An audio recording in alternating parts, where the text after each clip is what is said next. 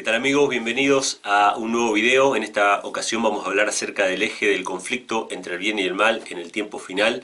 Este video es un complemento, es una continuación del video anterior que se llamaba El domingo será la marca, donde estuve presentando los argumentos bíblicos de por qué el domingo es la marca de la bestia, es la marca de la autoridad de la bestia. Y hubo realmente muchas reacciones de diferente tipo, muchas personas sorprendidas y muchas personas enojadas porque supuestamente estamos engañando a la gente, porque supuestamente estamos desviando la atención del famoso microchip.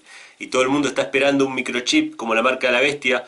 Puede ser un medio de control, puede ser una forma en que estemos más controlados, como lo es el propio móvil que tenés en tu mano ahora mismo, que tiene GPS y que sabe todo lo que vos escribís y todo lo que pensás prácticamente. Puede ser un medio de control como ese, pero evidentemente no es la marca de la bestia en sí. La marca de la bestia tiene que ver con una decisión de adorar y reconocer a una institución que se pone en oposición a Dios y que toma el lugar de Dios cambiando la ley de Dios. Por eso la marca de la bestia tiene que ver con el domingo, porque es el cambio que hizo la iglesia para mostrar su autoridad de cambiar la ley de Dios. Eso ya lo vimos en el video anterior, así que te lo recomiendo. Gracias a todos los que estuvieron difundiendo porque realmente tuvo mucho éxito, tuvo muchas visitas y eso se debe a la difusión que han hecho ustedes personalmente de compartir este video, así que les agradezco por eso. Esto es una continuación, vamos a profundizar esta idea de que las persecuciones religiosas en la antigüedad tuvieron que ver con la ley de Dios y las persecuciones religiosas en este tiempo final van a tener que ver con la ley de Dios. Le guste a quien le guste, te parezca bien o no te parezca bien, esa es la realidad bíblica. Después lo demás puede haber mucho en la ciencia ficción, en los medios de comunicación, en los libros especulativos, pero lo que dice la Biblia es que el conflicto está basado en si la ley de Dios sigue vigente o no, en la forma en que los seres humanos adoran a Dios. En eso está basado el conflicto. Así comenzó el conflicto en el cielo y así se trasladó a la tierra y así va a continuar hasta que Cristo venga. El conflicto entre el bien y el mal está centrado en la adoración. Primer pasaje que vamos a leer a continuación. Les recuerdo que a todos los que quieran pueden descargar el documento de lo que voy a compartir ahora. Se los voy a dejar en la descripción del video con todos los pasajes bíblicos. Primera cita, Apocalipsis capítulo 13, versículo 15, que dice lo siguiente: y se le permitió infundir aliento a la imagen de la bestia para que la imagen hablase e hiciese matar a todo el que no la adorase. Fíjense, acá hay dos cosas. El conflicto está basado en la adoración, si adoramos a la bestia o no, si adoramos a Dios o no. O sea que el centro del conflicto es la adoración, no un microchip, no algo que te puedan poner a la fuerza, porque si te lo ponen a la fuerza, obviamente, ¿dónde queda tu voluntad y tu facultad de elección? Entonces, evidentemente no tenemos nada que hacer. Esperemos que no nos pongan nada y ya. Y ahí no tenemos la marca de la bestia. Es una tontería. Evidentemente, la marca de la bestia tiene que ver con la adoración. Si adoramos a Dios o si adoramos a las instituciones de los hombres, ¿sí? La ley de Dios o la ley del hombre. La palabra de Dios o las tradiciones de los hombres. El mismo conflicto que Cristo enfrentó con los escribas y fariseos. ¿Qué hacían los escribas y fariseos? Enseñaban como palabra de Dios los mandamientos de los hombres. Lo mismo, exactamente lo mismo. Ustedes lean la Biblia y van a ver que van a encontrar siempre el mismo conflicto. O obedecemos a Dios o obedecemos al hombre. Entonces el conflicto está basado en la adoración según Apocalipsis 13, pero aparte hay un decreto de muerte. Hay un decreto de muerte para todos aquellos que no adoren a la bestia y a su imagen. Entonces vamos a ver, hermanos, que en realidad todo está basado en la ley de Dios. Lo vamos a ver a continuación. Yo me voy a correr un poquito para que ustedes lo puedan ver en la pantalla. La ley de Dios, los 10 mandamientos que ustedes pueden encontrar en Éxodo capítulo 20, está dividido en dos facciones o en dos partes. Los primeros 4 mandamientos tienen que ver con la adoración a Dios. Fíjense, por eso es que Apocalipsis 13 dice que la marca de la bestia la van a recibir aquellos que adoren a la bestia de su imagen. Entonces, los primeros 4 mandamientos tienen que ver con la adoración a Dios. Sobre esos primeros 4 mandamientos, que son: no tendrás dioses ajenos delante de mí, no te harás imágenes, ni ninguna semejanza que está en el cielo, no tomarás en vano el nombre de Dios, que tiene que ver con las blasfemias, y acuérdate del sábado para santificarlo. Sobre esos primeros 4 mandamientos, el Estado, es decir, el poder político, no tiene autoridad para intervenir en esas cuestiones de conciencia. Esto pasa en prácticamente todos los estados libres o en los países libres, sobre todo en Estados Unidos. En Estados Unidos el Estado no puede intervenir sobre estos primeros 4 puntos, pero sí el Estado puede intervenir sobre los otros puntos de los 10 mandamientos, que tienen que ver con el amor al prójimo. Ustedes acuérdense que Jesús dividió en 2 la ley. Dijo: amar a Dios con todo tu corazón y amar a tu prójimo como a ti mismo. En esa segunda parte de los 10 mandamientos, donde están los otros 6 mandamientos, que tienen que ver con el hombre que fue creado en el sexto día, en esos 6 mandamientos el Estado no solamente que puede, sino que debe intervenir. Cuando el Estado interviene sobre honra a tu padre y a tu madre, evidentemente todas las personas no cuidan a sus padres cuando llegan a la vejez y consagran a otras cosas lo que podría ser el sustento para sus padres. Jesús reprendió esta actitud de los escribas y fariseos que declaraban ofrenda lo que podían usarse para sustentar a sus padres y quebrantaban el mandamiento por su tradición, declarando corbán u ofrenda lo que podía ser para el sustento de sus mayores. Entonces el Estado interviene, y está bien que intervenga el Estado, para que subsidiariamente, cobrándole impuestos a la clase trabajadora, le dé una especie de pensión o una especie de ayuda, más allá de lo que puede ser una jubilación que tengan las personas mayores, una especie de ayuda para solventar y aminorar el sufrimiento o el padecimiento de la gente mayor que no tiene un ingreso y que sus hijos los han deshonrado. Es decir, el Estado interviene y está bien que intervenga con ese mandamiento. Si vamos al sexto mandamiento, dice no matarás. El Estado interviene, está bien que intervenga, porque si no cualquiera iría y mataría a cualquier persona y quedaría impune. El Estado tiene que intervenir sobre ese mandamiento, es decir, tiene que poner por la fuerza el cumplimiento de ese precepto para la gente del mundo que no ama la ley de Dios.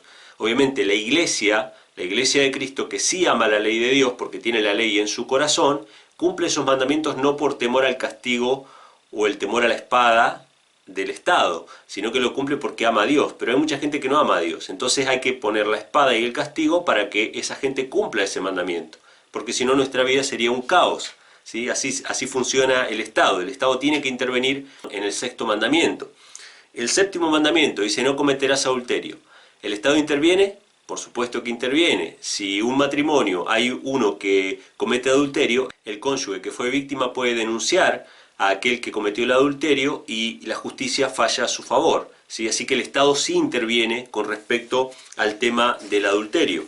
Octavo mandamiento, no hurtarás. ¿El Estado interviene? Por supuesto que interviene. Si nos sustraen algo que nos pertenece, podemos ir, denunciar y el Estado interviene para que se haga justicia de lo que nos han robado o hurtado. Incluso hay toda una categoría, no es lo mismo robo que hurto. Hay toda una categoría y hay toda una legislación con respecto a eso. No hablarás contra tu prójimo falso testimonio. Noveno mandamiento, ¿el Estado interviene? Claro. Si a mí me hacen injurias o calumnias públicamente, yo puedo denunciar a esa persona y hay un castigo, hay realmente una pena para aquellos que violan este mandamiento. O sea que el Estado interviene con esto. Y el décimo mandamiento dice no codiciarás la casa o los bienes de tu prójimo y la mujer de tu prójimo. El Estado no puede meterse en la mente de los que codician, pero evidentemente todos aquellos que roban o que cometieron adulterio han violado primeramente este mandamiento. O sea que este mandamiento está sujeto al séptimo y al octavo. Por lo tanto, los 6 últimos mandamientos de la ley, el Estado tiene que intervenir. No solamente que puede, sino que debe intervenir para garantizar la paz y la armonía en una sociedad civilizada, porque si no, obviamente cualquiera se quedaría con las cosas de su prójimo. Y a mí me gustaría ver a los pastores y a muchos que están comentando mis videos diciendo que la ley de Dios fue clavada en la cruz o que la ley de Dios ya no hay que cumplirla, si se animarían a decir que las leyes del Estado no hay que cumplirlas. Ellos no se animarían a hacer eso. Ellos están dispuestos a invalidar la ley de Dios antes que invalidar la ley del Estado. Interesante. Ningún pastor saldría a predicar de que no tenemos que obedecer las leyes del Estado de no robar o no matar, o no decir falso testimonio, o no cometer adulterio. Ningún pastor saldría a decir eso. Sin embargo, sí se atreven a hablar en contra de la ley de Dios, que es el fundamento del gobierno de Dios en los cielos y en la tierra. Y es por lo cual se garantiza una determinada paz o una determinada armonía en los países que han tomado estas leyes como base de su legislación. Ahora, volviendo al punto, sabemos que el Estado no solamente puede, sino que debe intervenir con respecto a los últimos 6 mandamientos, pero lo que no puede hacer es intervenir con respecto a los primeros 4 mandamientos, porque los primeros 4 mandamientos tienen que ver con nuestra relación con Dios y esa relación es personal y por lo tanto el Estado no puede legislar sobre los primeros 4 mandamientos que nos mandan a adorar a Dios. Y la Biblia dice en Apocalipsis que la imagen de la bestia iba a mandar a matar a aquellos que no adorasen a la bestia de su imagen, por lo tanto tiene que ser una legislación basada en alguno de estos primeros 4 puntos que tienen que ver con la adoración a Dios. Si quieren profundizar un poco más con respecto al papel del Estado Y respecto a la ley de Dios, ustedes pueden leer en Romanos 13, versículos del 1 al 10, no lo vamos a leer ahora por una cuestión de tiempo, pero el apóstol Pablo dice que las autoridades civiles fueron puestas por Dios y que tenemos que obedecerlas, no solamente por temor a la espada, sino porque realmente amamos a Dios, es decir, nosotros tenemos que cumplir la ley de Dios por amor al prójimo, porque la ley de Dios, que es no matarás, no cometerás adulterio, no dirás falso testimonio, en amar al prójimo se resume. O sea que si nosotros amamos a nuestro prójimo, estamos cumpliendo la ley de Dios y la ley del Estado al mismo tiempo, ¿sí? Pero la gente que no ama a su prójimo, la espada está puesta para garantizar de que no ande cualquiera matando a cualquiera, que no anden robando, ¿sí? Que no anden mintiendo y que eso no tenga castigo. Entonces el Estado está puesto por Dios y los tributos que nosotros pagamos es para mantener a esos servidores de Dios que garantizan una cierta estabilidad y una cierta normalidad en los países que aplican estas leyes.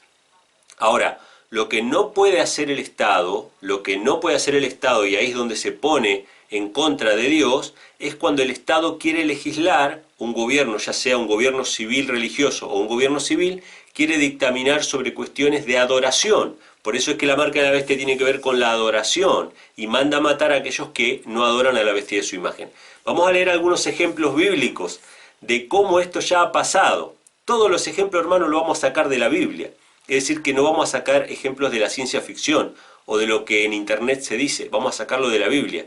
¿Va a haber una persecución en el futuro? Sí. ¿Va a haber una marca de la bestia en el futuro? Sí. ¿Cómo va a ser? De la misma manera que fue en el pasado, en tiempos de la antigüedad. Y la persecución se va a basar en las leyes de Dios relacionadas con la adoración a Dios. Entonces, el primer ejemplo que vamos a ver es cómo el Estado, en la época de Daniel, legisló sobre el primer mandamiento. El primer mandamiento dice: no tendrás dioses ajenos delante de mí. Es una cuestión de adoración. No podemos tener otro Dios aparte de Dios. Y esto lo podemos ver en Daniel capítulo 6, versículos 4, 5 y 7. Fíjense lo que dicen los primeros versículos. Entonces los presidentes y gobernadores buscaban ocasión contra Daniel por parte del reino, mas no podían hallar alguna ocasión o falta, porque él era fiel y ningún vicio ni falta fue hallado en él. ¡Wow! O sea, Daniel era un hombre recto, Daniel era un hombre justo, no tenía vicios ni faltas. Respondiendo a algunos de los comentarios del video anterior, sobre aquellos que sostienen que el microchip es la marca de la bestia, yo le hice una pregunta a uno de ellos y le pregunté: si yo evito el chip, si a mí no me ponen el chip, yo evito que me pongan el microchip, pero aún así yo quebranto los mandamientos de Dios a sabiendas, es decir, yo soy un pecador, yo peco voluntariamente, violo los mandamientos de Dios, cualquiera de ellos, porque el que viola un mandamiento se hace culpable de todos, dice Santiago, ¿recibo la marca de la bestia o no? Y fue sorprendente para mí ver que respondieron que no recibimos la marca de la bestia aunque violemos los mandamientos de Dios. Hermanos, si nosotros violamos los mandamientos de Dios, ya sea mintiendo, ya sea robando, ya sea cometiendo adulterio, adorando a otros dioses, o cualquier violación de cualquiera de estos mandamientos, al diablo ni le importa ponerte una marca, ya le perteneces, porque el que peca es del diablo. Los que nacieron de Dios no pueden pecar porque la simiente de Dios está en ellos. Eso es lo que dice 1 Juan capítulo 3. Léanlo ahí, no se peleen conmigo, no se enojen conmigo, pero si permanecemos en Cristo, permanecemos en santidad. Y si nosotros pecamos es porque nos hemos separado de Cristo. No significa que no podamos volver a Él, que si alguno hubiere pecado, abogado tenemos para con el Padre a Jesucristo. Eso no significa que no tengamos oportunidad de volver a Él. Pero hermanos, sostener que por evitar un microchip, y aunque sigamos pecando, no vamos a recibir la marca de la bestia, es un absurdo tremendo, es un engaño tremendo de Satanás. Evidentemente, el microchip se nos puede poner por la fuerza, nos pueden obligar a poner un microchip, una vacuna o lo que ustedes quieran, pero ustedes deciden voluntariamente pecar o no pecar. Ustedes deciden voluntariamente quebrantar o no quebrantar los mandamientos de Dios.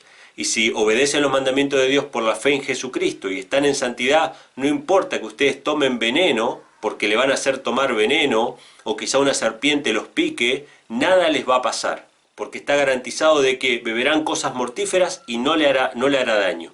Entonces a ustedes les pueden hacer lo que ustedes quieran, pero si ustedes están en santidad y obedecen la ley de Dios por la fe en Jesucristo, entonces ustedes están sellados por el Espíritu de Dios, con la ley de Dios en sus corazones y en sus mentes. Satanás no tiene poder sobre ustedes. Ahora, si ustedes se revuelcan en el pecado, pero quieren evitar un microchip, por más que le pongan o le pongan el microchip, al estar unidos al pecado, están unidos a Satanás y por lo tanto le pertenecen.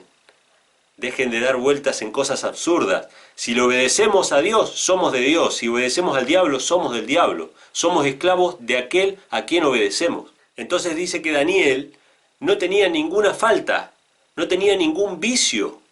Entonces, como no tenía ninguna falta, no tenía ningún vicio, la única forma de entramparlo era con respecto a los primeros 4 mandamientos. Tenemos que entramparlo con respecto a eso, a la ley de su Dios. Entonces dijeron aquellos hombres: no hallaremos contra este Daniel ocasión alguna si no la hallamos contra él en la ley de su Dios.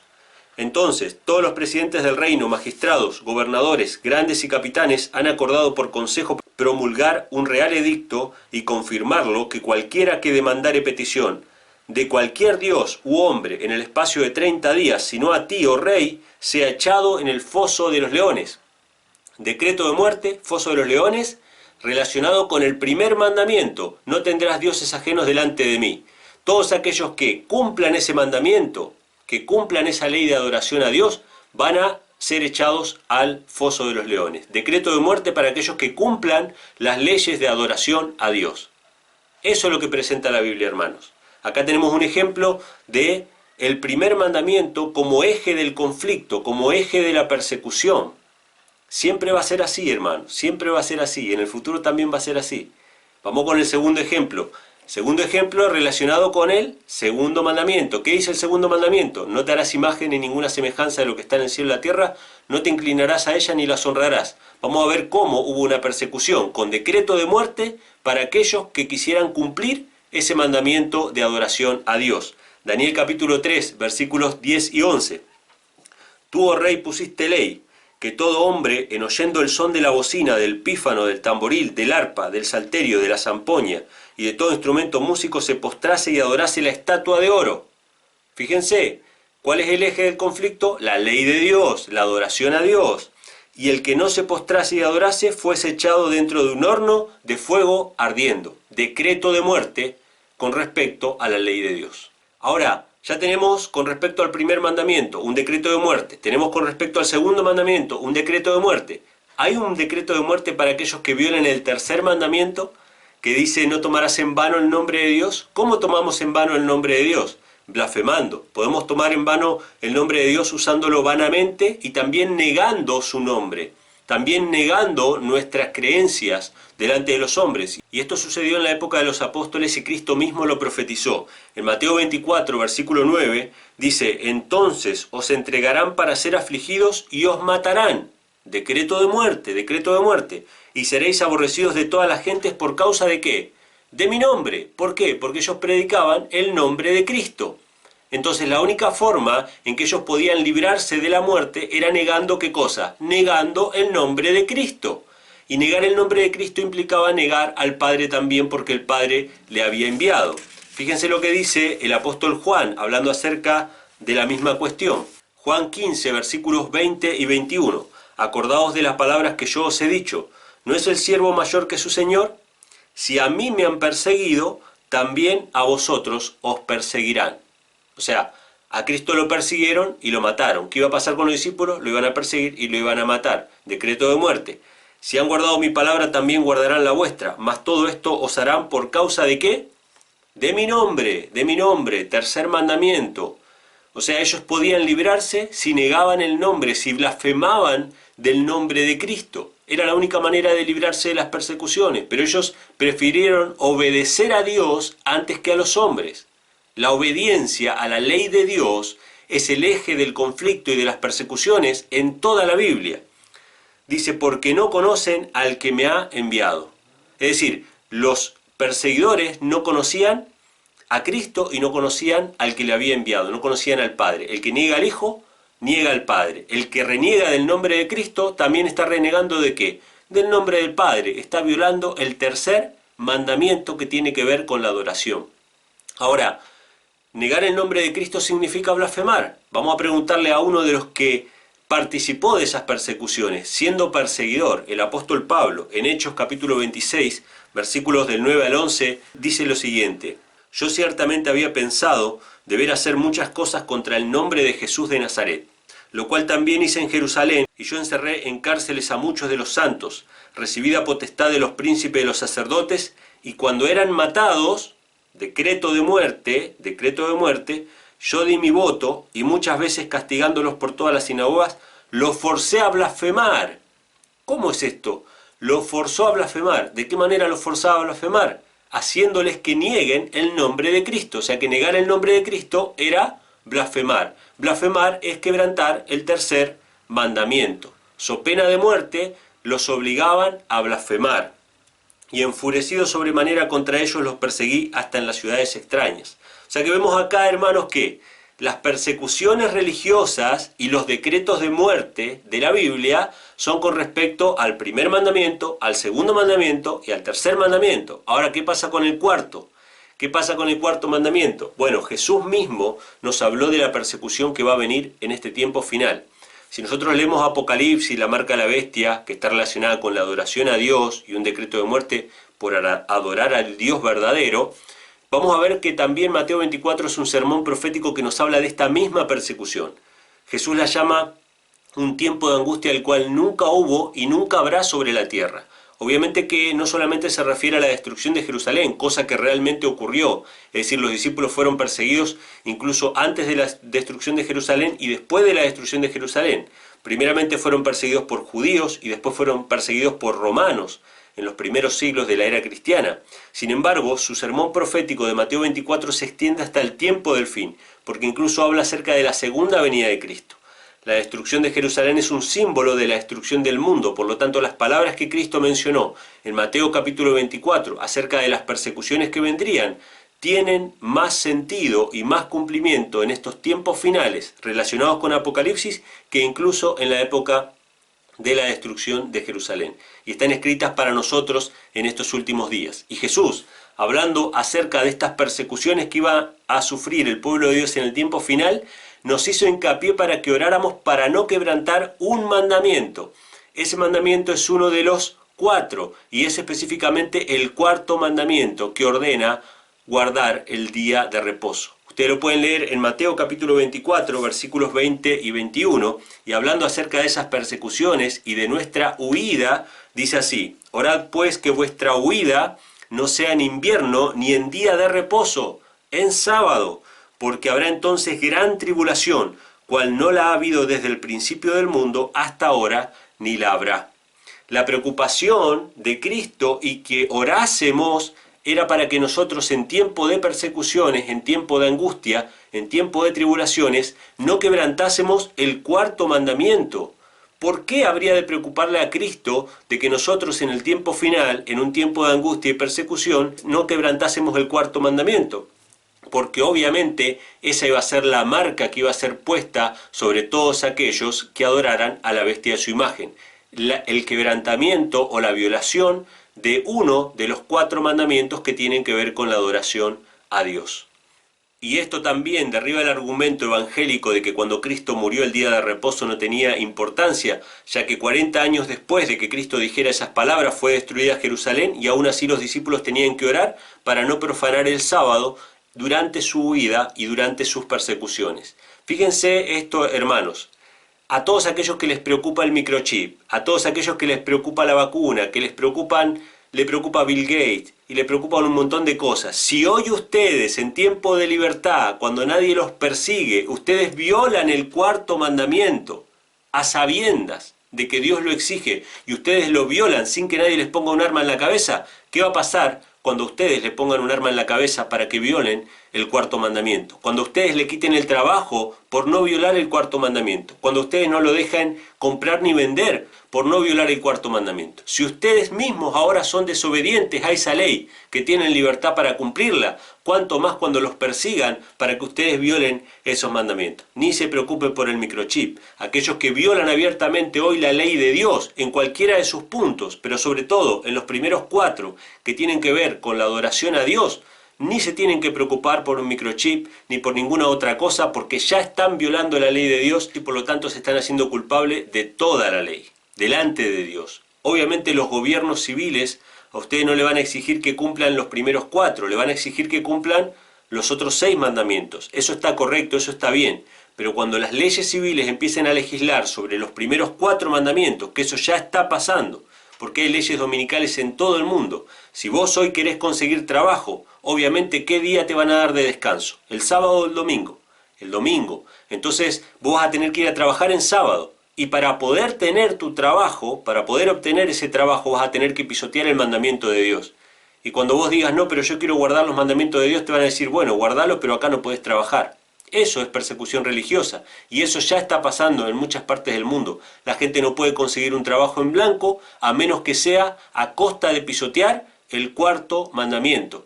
Y eso no es nada todavía, porque en el futuro las leyes dominicales se van a poner más severas al punto de que ninguna fábrica, ninguna empresa va a poder trabajar en domingo. Y si ninguna fábrica y ninguna empresa y ningún trabajo se va a hacer en domingo, para que la productividad no cese, para que los recursos no escaseen, ¿qué piensan ustedes? ¿Qué día se va a trabajar? El sábado. Y esto va a ser de común acuerdo con todos los cristianos, católicos y evangélicos que están esperando que alguien les ponga un microchip en el brazo para recibir la marca de la bestia. Así que podemos distraernos con la ciencia ficción, podemos distraernos con todo lo que vemos en internet o podemos ir a los ejemplos bíblicos para ver lo que realmente va a ocurrir.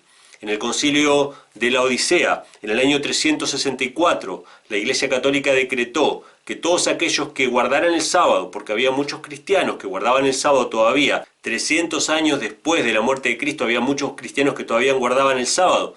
La Iglesia Católica decretó que ellos sean llamados judaizantes y declaró un anatema contra ellos y exigió que todos los cristianos guardaran el domingo como los cristianos debían hacer. Aunque no hubiera ningún pasaje bíblico que autorice tal cambio, la Iglesia Católica, con el poder de su propia autoridad, decretó que ese era el día del Señor y cambió la ley de Dios y forzó a los cristianos en muchas ocasiones en diferentes partes del mundo y a través de los siglos a violar sistemáticamente el cuarto mandamiento. Y es lo que va a pasar en estos días finales. Así que ya saben, amigos, todas las persecuciones en la Biblia, todo lo que en la Biblia se habla acerca de persecución religiosa y de decreto de muerte, está relacionado con los primeros 4 mandamientos en los cuales el Estado no debe intrometerse ni debe legislar. Así que ya saben qué esperar según la Biblia. Les dejo a todos aquellos que quieran poder descargar el resumen de este tema en un formato PDF en la descripción del video para todos aquellos que quieran imprimir con todos los textos bíblicos y los comentarios que se han hecho en este video. Espero que les haya sido de bendición. Recuerden que este es un complemento del video anterior. Les voy a dejar un enlace en la descripción del video y en la pantalla final. Muchas gracias por haber visto este video. Espero que te haya sido de bendición y nos estaremos encontrando en la próxima. Que Dios te bendiga.